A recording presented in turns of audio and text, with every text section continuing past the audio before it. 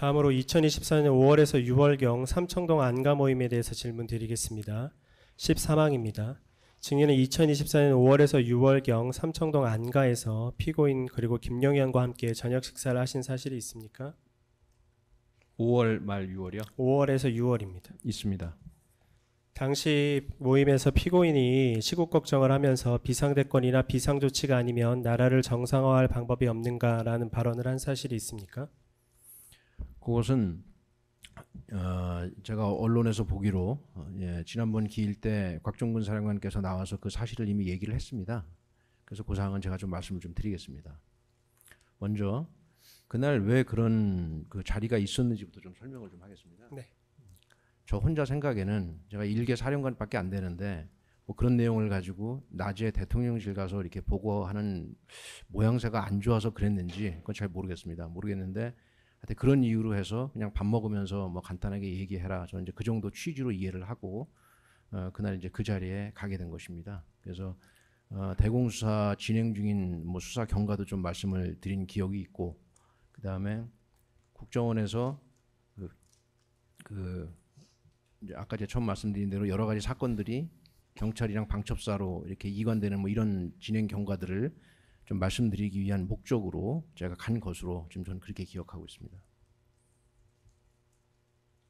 네. 방금 이제 모임 경위나 참석 경위에 대해서 설명을 해주셨는데요.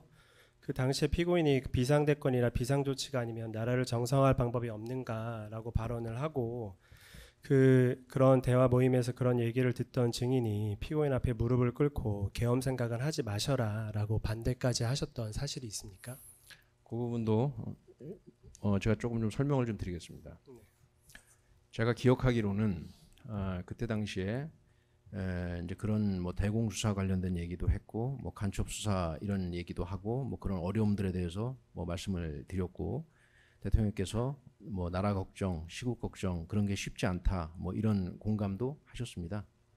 그러면서 뭐 조금 감정이 격해지셨는지는 모르겠지만 이 나라를 바로잡기 위해서는 헌법이 대통령한테 보장한 비상 뭐 대권, 비상 조치권, 제가 용어도 잘 헷갈리는데 뭐 그런 말씀도 언급이 나왔습니다. 그러면서 그런 것의 일환으로 긴급 명령권이라 그러나요? 긴급 명령권, 뭐 재정 명령권, 뭐 이런 것들이 뭔지를 이렇게 쭉 설명을 하셨고.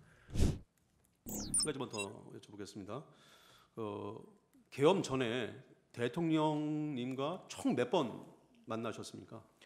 대통령님을 제가 뵌 거에 대해서 이 세간에 좀 잘못 알고 계신 부분을 좀 분명히 정정을 하고 싶습니다.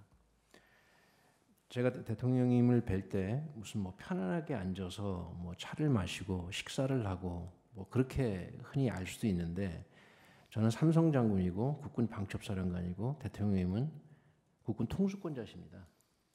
편한 사이가 아닙니다. 굉장히 부담스럽고 어려운 자리입니다. 그런 자리에서 군과 관련된 간첩 사건들, 간첩 혐의가 있는 사건들, 북한, 중국 관련된 여러 가지 군과 관련된 일이 있어서 그런 것들을 대통령님께 보고드리는 자리가 제 주 일이지, 제가 어떻게 감히 국군 통수권자를 뭐 그렇게 편하게 대했다, 그건 완전히 잘못 알고 계신 겁니다. 그런 자리에서, 그런 공식적인 자리에서 대통령께서 하시는 말씀을 간간히 들은 것뿐입니다. 이 상황을 좀 정확히 이해해 주시기를 제가 간곡히 말씀드립니다. 뭐 구체적인 계엄 계획이나 이런 거를 저한테 당연히 얘기하신 건 아니고, 그래서 이제 그거를 말씀드리는 자리였습니다. 그래서 제가 뭐라고 얘기했냐면 군의 실태를 말씀드렸습니다. 군은 전시가 됐던 평시가 됐던, 제가 판사님 군대 생활 36년 했습니다. 계엄 훈련 한 번도 안 해봤습니다. 이게 아마 무슨 말씀인가 할 텐데, 군이 계엄 훈련을 왜 안 하냐면 그 할 필요가 없거든요. 왜냐하면요, 군이 하는 유일한 계엄 훈련은 1년에 봄이나 가을에 그 뭐 연합연습하고 을지연습하고 하지 않습니까? 그때 그냥 저 사령부급에서 토의식으로 해서 한두 번 잠깐 하고 맙니다. 어떤 훈련을 하냐면, 훈련도 아니죠. 그냥 토의죠. 제가 방첩사령관을 했기 때문에 군사 비밀을 여기서 얘기하면 안 되는 걸 알고 있기 때문에 그 판사님 그건 걱정 안 하셔도 됩니다. 제가 비밀은 얘기 안 합니다. 어떤 훈련을 하냐면, 전시로 전환된 상태에서 동원령이 발령됐는데 사람들이 동원 응소를 잘 안 하는 사람이 있을 것이고, 징발령이 발령됐는데 그 징발령에 응소를 안 하는 사람이 있을 거고, 전방으로 부대를 보내야 되는데 교통이 꽉꽉 막혀서 부대가 이동 못하는 그런 상황이 생깁니다. 그러면 그때 계엄령이란 이름으로 해서 동원령 응소 안 한 사람들, 뭐 예를 들면은 뭐 수배해서 뭐 이렇게 체포할 수도 있고, 징발령 제대로 안 따르는 그런 업체에 가서 징발하라고 강제할 수도 있고, 뭐 교통 통제 같은 거 할 수 있고, 요 정도 수준에서 군은 지금까지 계엄령 훈련이라는 것을 해봤습니다. 저희들 뭐 생각에 뭐 사회 질서가 혼란하고 그러면 군이 동원될 거라고 뭐 그렇게 사람들 생각을 하고 뭐 그러시는데, 정말 천만의 말씀입니다. 육군이 판사님 몇 명인 줄 아세요? 30만 명입니다. 30만 명. 경찰이 몇 명입니까? 10만 명이 넘습니다. 그럼 개전 초기에 계엄령이 발령되는데 육군 30만 명 중에 계엄령에 동원될 사람 아무도 없습니다. 일단 비상계엄이 발동되면 증인은 예규에 따른 조치 등을 이해해야죠. 평소 훈련한 대로 합니다. 예. 예규에 따른 조치는 합동 수사본부 설치 준비와 그에 부속된 시설 점검 이와 같은 일이죠. 주 비상계엄이 걸렸을 때 전시 초기에 해야 되는 주요 임무가 합동수사본부 구성을 준비하는 것입니다. 예규에 따른 조치는 군대의 특성상 무조건 또 자동적으로 이루어지는 것이지 사령관이나 간부의 개인적인 판단이 개입되는 영역은 아니죠. 그것은 뭐 자동적이라고 말씀드리는 것은 좀 그렇고요. 훈련한 대로 군인들은 뭐 하게 돼 있습니다. 이제 30일 날 또 이제 그 국방부 장관 공관에서 다시 모였잖아요. 이제 모인 게 아니라 저 혼자입니다. 예. 예. 그러니까 국방부 장관하고 증인하고 둘. 다른 여러 가지 업무가 있어서 보고 드리러 들어갔었습니다. 그랬군요. 네. 근데 이제 그때 이제 장관께서 이제 그 김영현 장관이 조만간 계엄을 하는 것으로 대통령이 결정하실 거다 이렇게 얘기를 해서 증인이 막 흥분하면서 반대했다고 하는데 맞습니까? 그 재판관님, 제가 이제 검찰의 진술한 여부도 있지만 네. 정확한 워딩은 이 형사 재판에서 정확히 말씀드리겠습니다. 예. 그때 그 김영현 장관이 국회를 계엄군이 통제하고 계엄사가 선관위와 여론조사 꽃 등 부정선거와 여론조작 증거를 밝혀내면 국민들도 찬성할 것이다. 이런 거를 김영현 장관이 얘기한 적이 있었나요?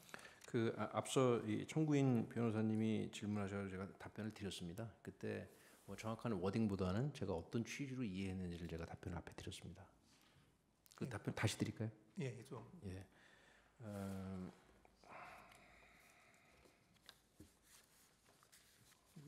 죄송합니다. 제가 일일이 기억을 못해서 좀 메모를. 그러니까 이제 제가 묻고 싶은 거는 네. 국회를 계엄군이 통제해야 된다 이런 얘기가 있었냐고요.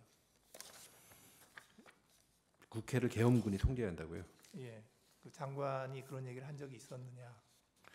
그 구체적인 워딩은 제가 이 검찰의 진술한 바도 있지만 이 형사 재판에서 이 피고인된 입장에서 정확히 좀 따져보고 싶습니다. 예, 그 선관위와 여론조사 꽃 등의 그뭐 부정선거 여론조작 증거를 밝혀내야 된다 이런 얘기도 혹시 들으셨나요? 마찬가지로 형사 재판에서 말씀드리겠습니다. 그 자리에서도 이제 증인은 계엄은 절대 안 된다고 반대하신 거죠? 제가 계엄에 반대하는 뭐 정확히 말씀드리면 부정적인 소신은 군인으로서 부정적인 소신을 말씀드린 것입니다. 앞서 누차 말씀드린 것처럼 군인은 작전을 수행하기 위해서 철저히 훈련을 하는데 군의 훈련 상태는 어떠한 상황이다라고 말씀드린 것입니다. 평시에서 전시로 전환되는 과정 속에서 늘상 계엄은 선포될 것이다라는 가정하에 훈련을 하기 때문에 그런 준비 상태나 그런 군의 상태를 말씀드리면서 제 소신과 견해를 말씀드린 겁니다.